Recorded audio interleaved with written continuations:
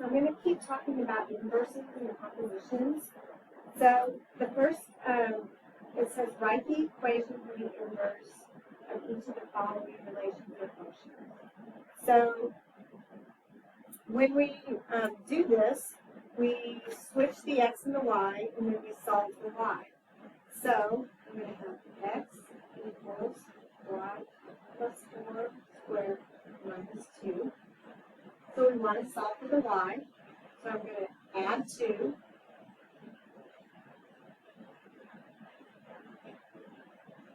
And then the inverse operation is squared. We're going to take the square root on both sides. And when we do that, we get 2 answers. So we have plus or minus x plus 2 equals y plus 4. And to get the y by itself, I'm going to subtract the 4. And I'm going to put it in front of the square root so it doesn't look like it's underneath the square root. So I'm going to have the square root of x plus 2. And then since we are solved for y now, we're going to call this the inverse. So we write it as f inverse of x. I'm going to do the same thing on the next one. I'm going to switch my x and y.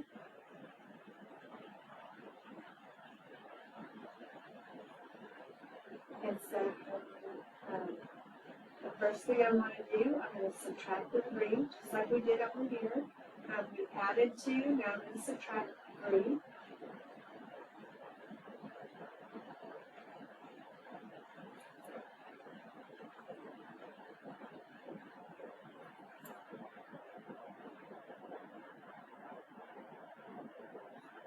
Now I'm going to get rid of the 1/4, so I'm going to multiply by the denominator. And so I'm going to multiply this side times 4 and this times 4. And these will cancel, so that leaves me with my y equals 6 squared on this side. And on the left side, I have 4x minus 12. I have to take the square root, so I'm going to get 2 answers.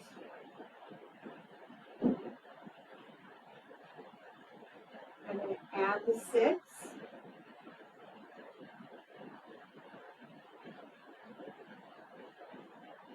And I'm going to change the y to the inverse of x. And for the next one, we'll switch the x and the y.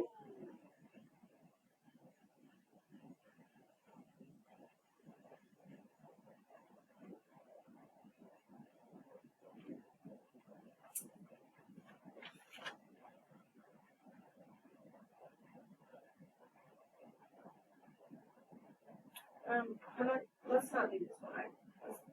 Let's move on. We're not going to do that one. Okay. So, next, we're going to use the tables below to determine the values of the composition and inverses. And remember, for the inverses, we switch the x and the y values. So, let's review what we've already done. So, we start in the middle, g of 3. This is my g function. So g of 3 is 4, and so that means I need to do f of 4, and that gives me 2. So let's go on to the next one. We're going to start in the middle, f of 2. So f of 2 gives me 4, and so g of 4 gives me 5. Now, for the inverses, we can we can switch the x and the y if you like. We can make this table.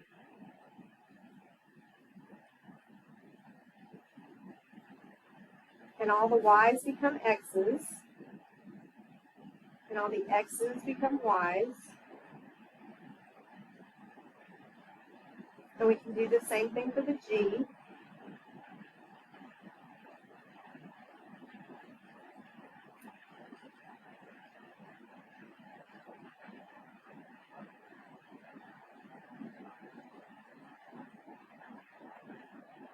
Okay, so we're still going to start in the middle. So g of 2, this one doesn't have an inverse, So I'm going to go to my g function. So g of 2 is 3. So then it says f inverse of 3. So we can use this, and the 3 would be 5. If you don't want to change this, the f inverse means the 3 would be your y value, and so now if you switch these, the y value is 5. The same on g. F of 4, so I go to the original function, is 4. So my output is 2. So I want to go to the g inverse. And if this is my x value, the inverse, that means it would be my y value. So 2 would be 1. And if you look here, my 2 is 1. So if I start here, the f inverse of 4, which means the 4 is really your y value. So for the x would be 2. And so then the inverse, the 2, would be 1.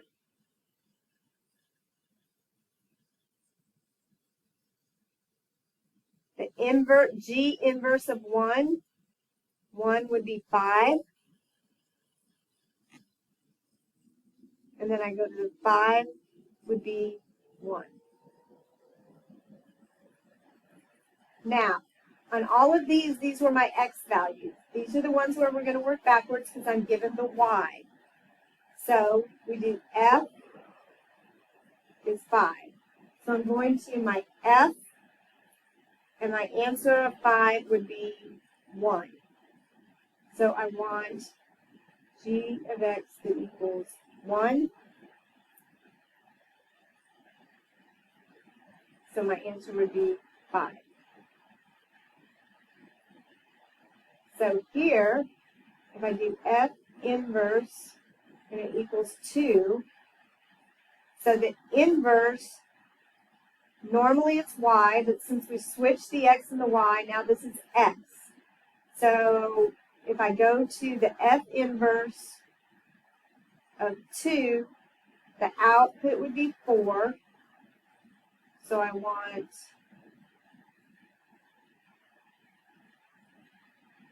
the g of 4,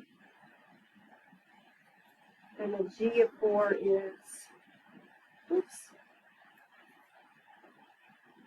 3.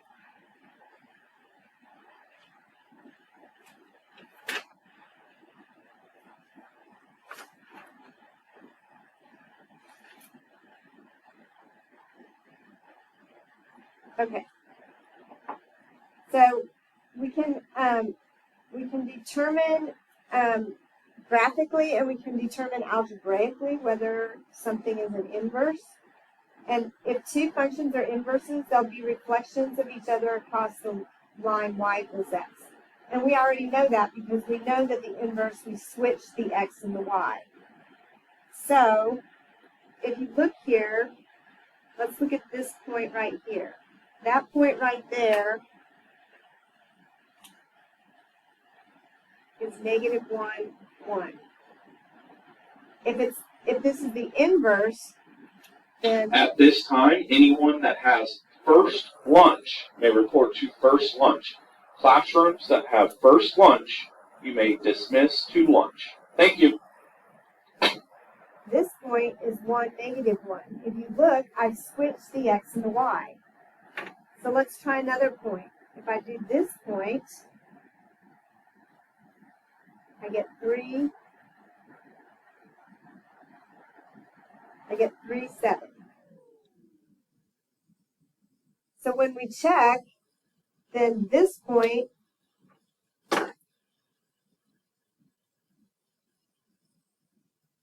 should be 7, 3. So 1, 2, 3, 4, 5, 6, 7. 1, 2, 3. So this is 7, 3. So yes, these are inverses.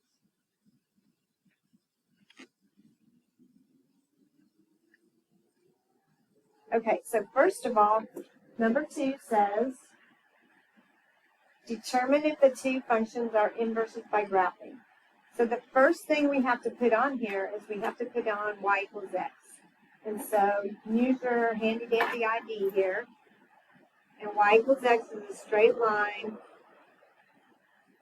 through the origin.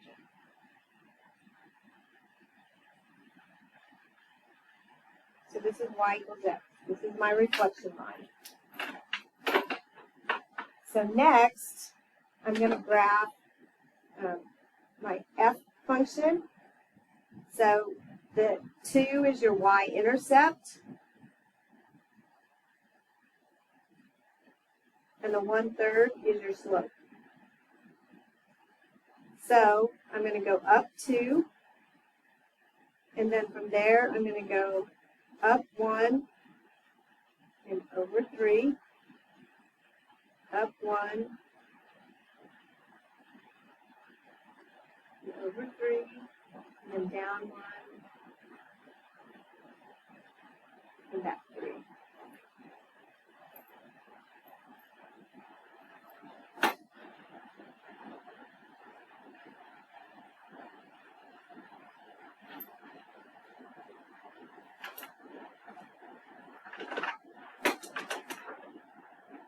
And then I'm going to graph this one. So that would be at -2. And then I'm going to count out 1, 2, 3, and then 1.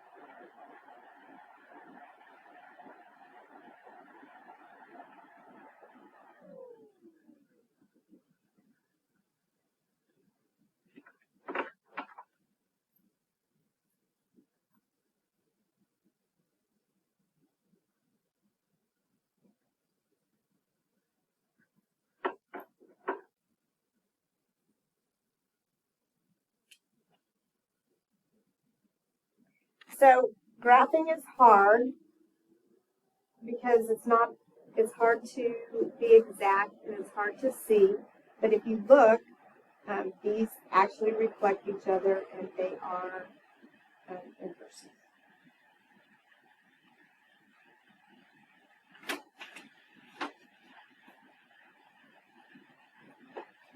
So to determine algebraically whether the functions are inverses or not, if you do f of g of x and you get x, and then you do g of f of x and you get x, then they are inverses.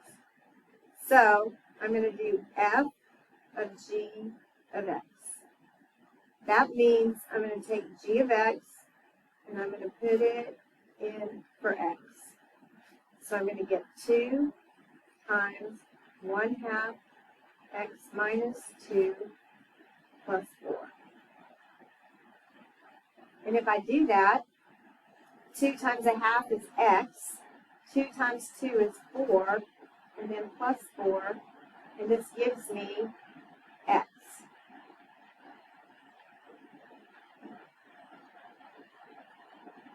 Now if we do this the other way, we do g of f of x. That means this time I'm going to put my f of x for my x. So I'm going to have 1/2 2x plus 4 minus 2. And 1/2 of 2x is x. 1/2 of 4 is 2. And when I subtract these, I get x. And since they both equal x, then these are inverses.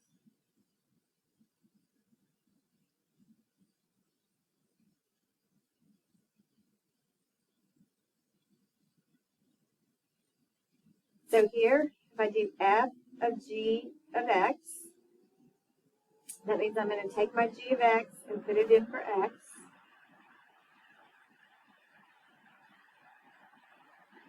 So I get minus 9x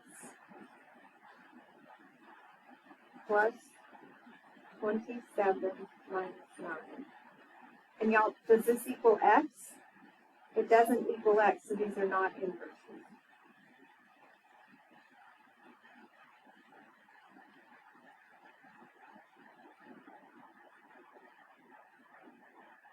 Okay.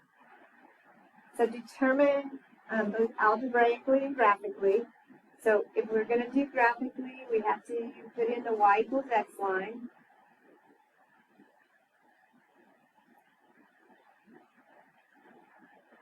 And here also.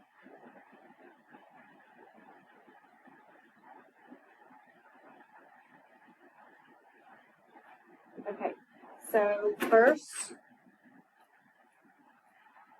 I'm going to graph 4x plus 3. So I'm going to go up 3, 1, 2, 3. And then I'm going to go up 4, and over 1, and down 4, over 1.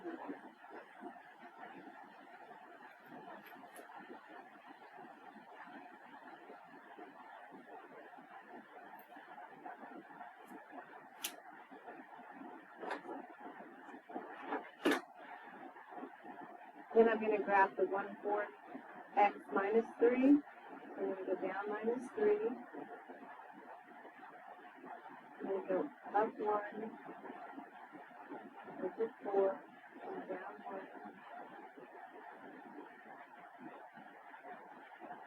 And 4.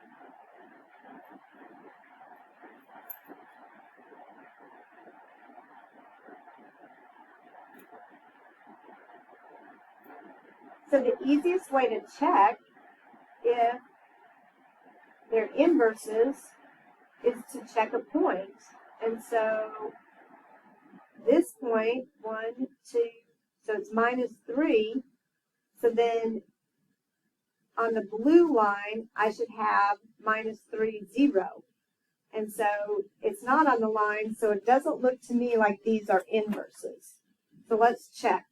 We'll do f of g of x. So that means I'm going to take 4 times 1/4 x minus 3 plus 3. And that's going to give me x. 4 times 3 gives me 12. And so this gives me x minus 9.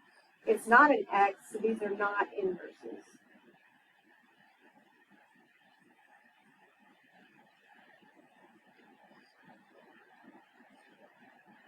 Okay, so if I do 3x plus 6, so I start at plus 6, and then I'm going to count up 3, over 1, down 3, and back 1.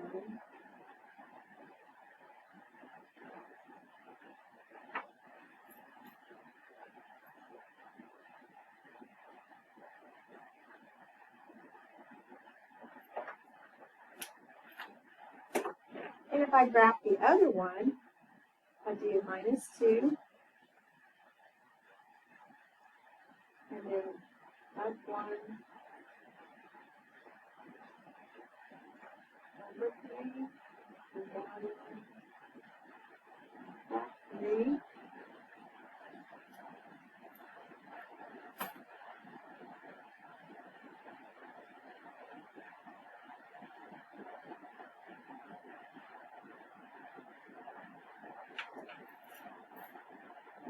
So when I look, I have minus 0, minus 2. And if I switch those, I'd have negative 2, 0. So it looks to me like these are probably inverses. So let's see. So f of g of x is going to have 3 times 1/3 x minus 2 plus 6. So 1/3 divided by 3 is just x. And then minus 6 plus 6. So I get an x here. So let's try the other way. G of f of x. So I'm going to have 1/3 3x plus 6 minus 2. So 1/3, 3 divided by 3 gives me x. 6 divided by 3 gives me 2. And so here I get an x. So both of these are x's. So we verified it graphically and algebraically. These are inverses.